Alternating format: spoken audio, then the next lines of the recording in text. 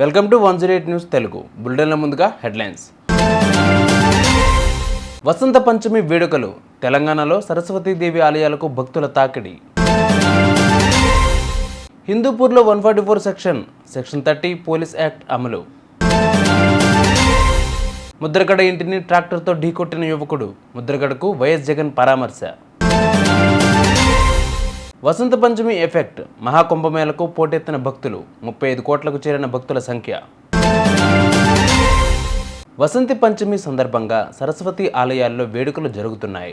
తెల్లవారుజాము నుంచే పూజారులు అమ్మవారికి పంచామృత అభిషేకాలు చేస్తున్నారు.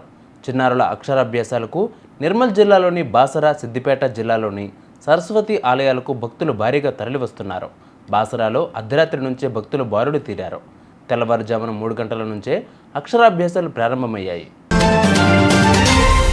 శ్రీ సత్యసాయి జిల్లా హిందూపూర్లో మున్సిపల్ ఎన్నికల ఉత్కంఠత రేపుతున్నాయి. ఈ క్రమంలో క్యాంప్ రాజకీయాలు మొదలయ్యాయి. వైసీపీ నుంచి టీడీపీలోకి వెళ్లిన 14 మంది కౌన్సిలర్లకు వైసీపీ విప్ జారీ చేసింది. ఈ క్రమంలో హిందూపూర్ మున్సిపల్ చైర్మన్ పీఠాన్ని కైవసం దిశగా ఎమ్మెల్యే బాలకృష్ణ రంగంలోకి దిగారు. ఈ తరుణంలో హిందూపూర్లో పోలీసులు 144 సెక్షన్ అలాగే సెక్షన్ 30 పోలీస్ యాక్ట్ అమలు చేస్తున్నారు. వైసీపీ నేత ముద్రగడ పద్మనాభరెడ్డిని మాజీ సీఎం జగన్ ఫోన్లో పరామర్శించారు. నిన్న ఆయన నివాసంపై దాడి జరిగిన ఘటన గురించి వివరాలు తెలుసుకున్నారు. ఇలాంటి ఘటనలు జరగడం దురదృష్టకరమని అన్నారు.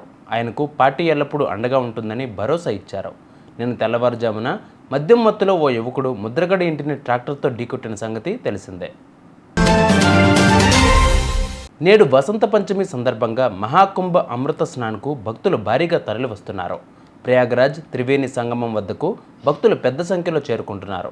ఇవాళ ఉదయం 8 గంటల వరకు 62.25 లక్షల మంది భక్తులు పుణ్యస్నానాలు ఆచరించినట్లు యూపీ అధికారులు తెలిపారు. నిన్నటి వరకు మొత్తం 35 కోట్ల మంది మహాకుంభమేళకు వచ్చినట్లు పేర్కొన్నారు. చూసారుగా ఇవి వాళ్ళ బులెటిన్ అప్డేట్స్. మరిన్ని అప్డేట్స్తో మళ్ళీ మీ ముందుకు వస్తాను. అంతవరకు కీప్ వాచింగ్ 108 న్యూస్ తెలుగు.